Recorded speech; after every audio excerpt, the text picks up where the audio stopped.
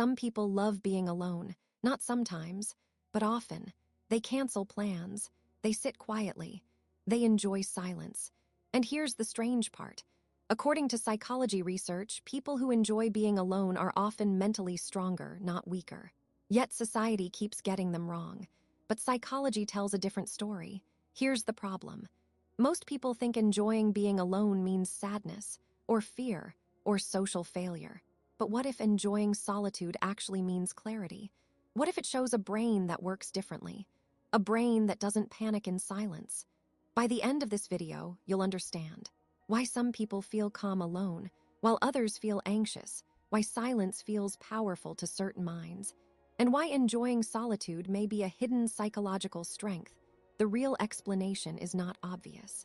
It hides inside how the brain reacts to space and stimulation. Let me show you exactly how this happened. Modern life is loud. Phones vibrate every minute. Notifications never stop.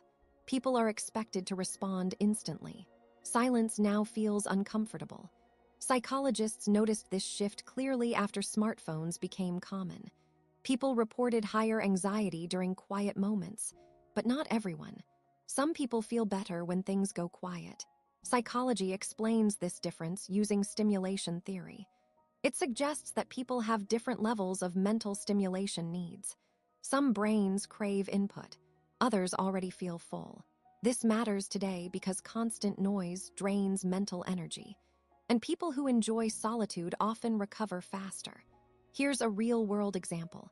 Many writers and thinkers schedule alone time on purpose. J.K. Rowling reportedly wrote parts of Harry Potter alone in cafes, not for isolation, but for focus. The first major truth is simple. Imagine two people after work. One needs music, people, and noise to relax. The other turns everything off. Psychology research suggests the second brain processes information deeply. Here's a real-life situation. Some people feel bored during long flights. Others enjoy staring out the window for hours. That second group is often comfortable with solitude.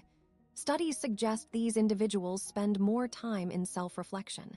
They analyze experiences instead of escaping them. This creates an advantage. They learn from mistakes faster. They understand patterns better. Here's a historical example. Isaac Newton reportedly spent long periods alone during the plague years. During that isolation, he developed ideas that changed science. Silence didn't weaken his mind. It focused it. This doesn't mean every quiet person is a genius, but it shows how solitude supports deep thinking. But if you think that's surprising, wait until you hear this. The second truth goes deeper.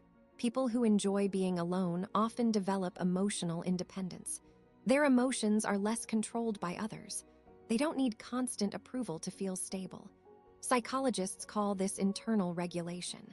It means calming yourself without outside help. Here's a modern example.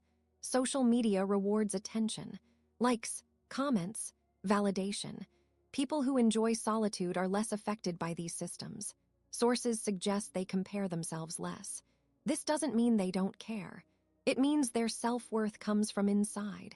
Another real-world example. During stressful moments, some people call others immediately. Others sit quietly and think. Both are human, but solitude lovers often process emotions internally first. Here's an important twist. According to emotional research, people who enjoy solitude are often highly sensitive to emotional input. Crowds feel heavy. Noise feels draining, so they choose quiet. Solitude is not escape. It is protection. Here's the biggest reveal. People who enjoy being alone often have a strong sense of self. They know who they are without an audience. Psychology suggests identity grows in quiet moments. When no one is watching, when no one is reacting, this changes how people live. They make decisions slower, but with more confidence. They follow trends less. They trust their judgment more. Here's a real example. Many successful entrepreneurs report spending time alone thinking, not planning. Solitude creates clarity.